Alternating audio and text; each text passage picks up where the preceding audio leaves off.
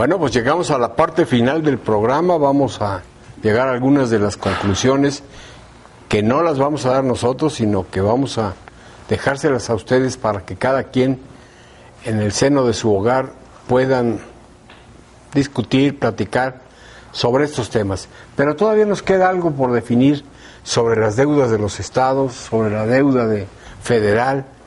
Yo creo que las deudas no son las malas son quien las publique, quien las hace. Yo y creo quien que le mete mientras argüende, una ¿no? deuda, Luis, esté bien administrada, o ponlo al revés, Mientras no malo llegues a una sería clásica, que ajá, un Estado se abstenga de construir infraestructura con tal de no endeudarse. Claro.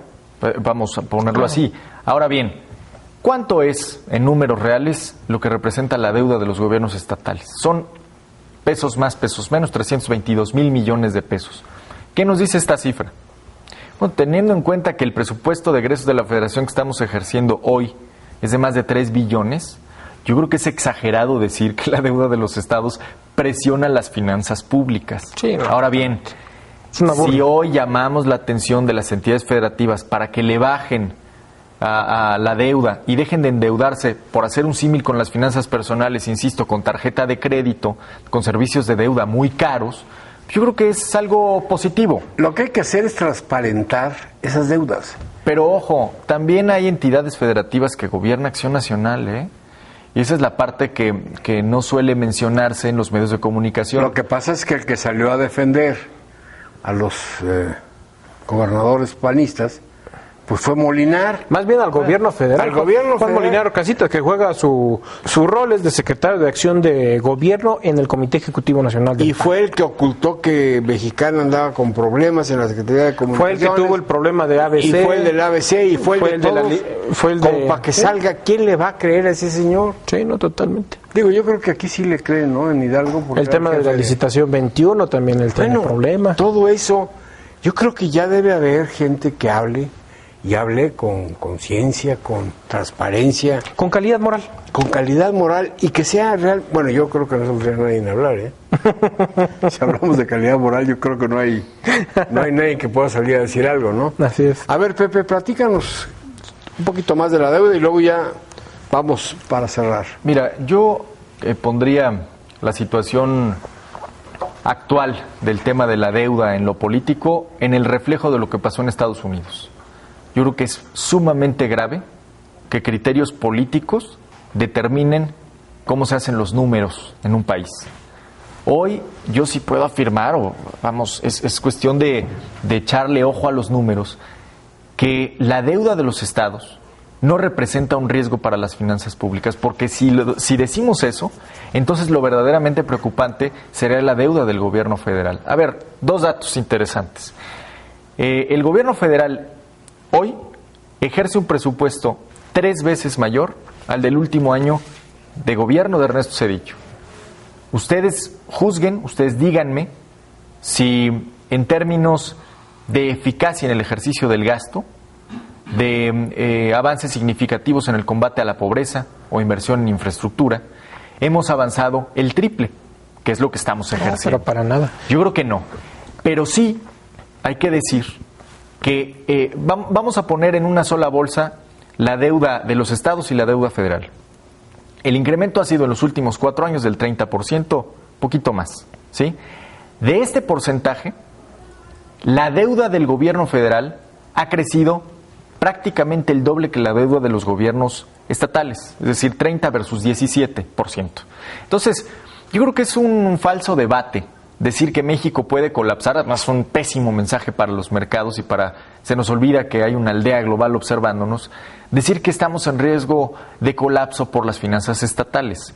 Yo creo que la verdad y lo que está detrás de ese argumento es 2012 es un año electoral, señores, Claro. y no queremos darle más dinero a los gobernadores porque operan políticamente y no lo hacen a favor del PAN. La disputa final es de dinero y es de operación política entre el PAN y el gobierno federal y entre el PRI y los gobiernos estatales que tienen los gobernadores. Vamos, ese es el argumento central. Lo demás es la danza de los números y la pirotecnia verbal de personajes como Juan Molinar Casitas, que yo sí pongo sobre la mesa, si al PAN le conviene, poner a un vocero o poner a una figura, un perfil como el de Juan Molinar, que, vamos, yo dudo que haya un personaje peor evaluado en la opinión pública en su paso por la administración pública, hablar de estos temas, ¿eh? Yo pensé que se había ido del país porque no lo había yo visto.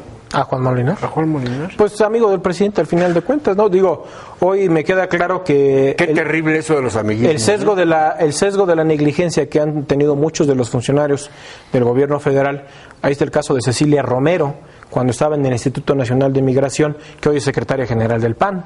Recordemos que su salida del Instituto Nacional de Migración se dio derivado del asesinato de más de los 70 migrantes centroamericanos en San Fernando, Tamaulipas.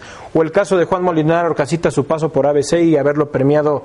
Primero era director general del Instituto Mexicano del Seguro Social y a la postre fue secretario de Comunicaciones y Transportes, premiado en este mismo gobierno federal, y hoy sin vivir en el error fuera del presupuesto, pues sin lugar a dudas están en el Comité Ejecutivo Nacional. Digo, simplemente es una cuestión de datos que reflejan lógicamente el amiguismo y el compadrazgo que ha existido en los últimos 10 años de gobierno, pero sin lugar a dudas el tema, por ejemplo, de la deuda que tienen cada uno de los estados, tiene totalmente razón Pepe. Creo que es un exceso verbal de Juan Molinar Orcasitas esta situación, pero sí me queda claro, como decía aquel político estadounidense, para no poner nombre, todo es culpa del maldito dinero, ¿no? Como se señalaba. Nombres. Pepe ya más o menos ha referido en otros programas el personaje pero justamente a esta situación, como dice Pepe, el tema de la deuda que han tenido los estados, pues podemos verlo, por ejemplo, en el caso de Coahuila, que ha sido muy nombrado el tema de la deuda en Coahuila, pues primero tenemos que ver la gran obra que se hizo en el gobierno de Humberto Moreira y que justamente eso lo respaldó, ese fue el respaldo y el capital político con el que le deja la gobernatura a su hermano, la candidatura del PRI a su hermano Rubén Moreira, y justamente hoy es el gobernador electo. O en el estado de Hidalgo, muchas veces esta deuda, y lo dijo el anterior gobernante, si no nos hubiéramos podido endeudar o acceder a esas líneas de crédito, simplemente hubiéramos prorrogado nuestro desarrollo o el haber hecho determinada infraestructura 15, 20 o 30 años más de lo que actualmente con lo que el gobierno del estado tiene. Vamos a ver un ejemplo. Simplemente el municipio de Pachuca tiene algo por ahí cercano. Vamos a poner un ejemplo. Algo por ahí cercano a los 450 millones de pesos de presupuesto. Pero para poder tapado, por ejemplo, el tema del río de las avenidas, costó 900 millones de pesos. ¿Qué nos hubiera pasado? Primero, el gobierno municipal, ¿en qué tiempo hubiera podido hacer esa obra? Primero, no olvidemos que tiene que pagar los servicios municipales, el alumbrado público, la limpieza, rastro, y el gasto corriente de la administración pública, los programas sociales, en fin, hubieran pasado 15, 20, 30 años para que el gobierno municipal hubiera podido tener primero ahorro, un superávit que le reflejara en su finanza pública para poder haber tapado todo el río de las avenidas. Entonces, el tema de la línea de crédito con la que acceden los estados es bien aprovechado, como dice Pepe, cuando se hace infraestructura. Es mal aprovechado justamente cuando dice tratar de defender el status quo o para poder defender alguna otra situación. Pero el tema de lo que habla Juan Molinar Orcasitas, sin lugar a dudas, es un error de cálculo tanto aritmético en las cifras como lo habla y un error de cálculo político como lo ha referido. Es que no sabe contar, ¿eh? Que es que además, mira, a ver, yo pongo sobre la mesa el asunto. Roberto, tú mencionas el caso de Coahuila. ¿Estaría siendo tema central el asunto de la deuda de Coahuila a nivel nacional si no fue Humberto Moreira no fue presidente del PRI? No, por supuesto. Claro que no. Ahora, a veces somos más papistas que el Papa en el asunto económico, también espantados por los fantasmas de antaño, es decir, 82... 76, 94, 95. ¿Qué estás dando, un número telefónico o qué? No, estoy dando los años de la crisis. Los grandes años de la crisis. Estoy dando los años en que este país quebró. Creo que el tema de la deuda sí está en el inconsciente colectivo como una alarma que no debe activarse nuevamente. Por eso, justamente, vale la pena dimensionarlo. Vamos, estamos hablando de un país que tuvo un superávit fiscal hasta 1895, después de casi 100 años de vida independiente. Entonces, cuando otros países, otras economías sí están cayendo como dominó por el tema de la deuda, yo creo que en México la situación es otra y no es monopolio de un partido político, ni del PAN ni del PRI, el haber logrado estabilidad financiera, que al final del día es lo que mejor cuida la estabilidad del bolsillo de los pobres. Lo que sí debemos de cuidar es algo, la visión centralista con la que el gobierno federal se ha conducido en los últimos años. Terrible totalmente ese grado de centralismo, de querer hacer todo uno con los recursos que tiene el gobierno federal y no repartirlo a los estados para que se pueda regionalizar y se pueda priorizar muchas de las necesidades de la población. Eso le ha pegado mucho al tema de la marginación y de la pobreza en nuestro país. Pero mira, ¿sabes qué, Roberto? No hay gobierno comisión federalista. Lo que a mí me angustia es muchos años, sobre todo antes de la alternancia, hablamos de qué haríamos, por ejemplo, con una reforma fiscal que nos duplicara los ingresos. Claro. Bueno, el dinero del petróleo nos lo triplicó en la última década. ¿Y qué hemos hecho con el dinero?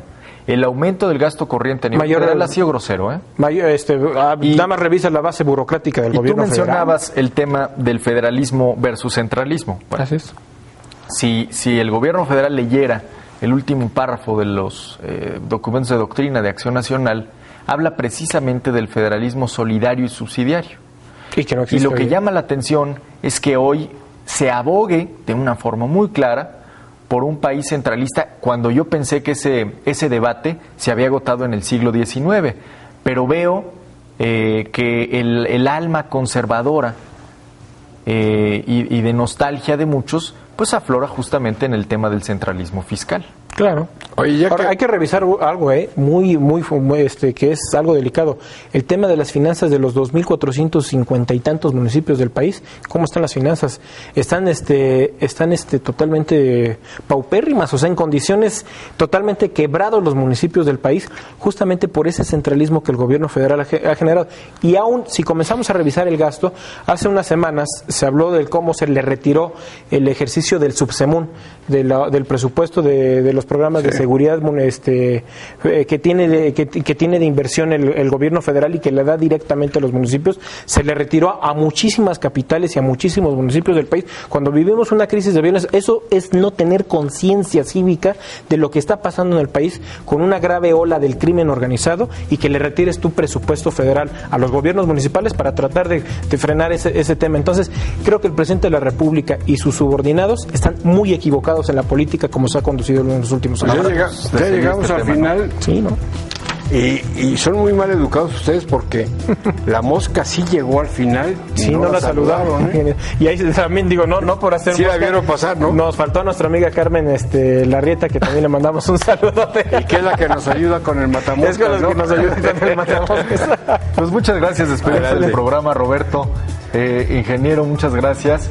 Nos vemos, si usted nos concede la oportunidad, el próximo sábado a las 9 de la noche a través de el Canal 3 en Visto Bueno Televisión. Que tenga usted una excelente noche.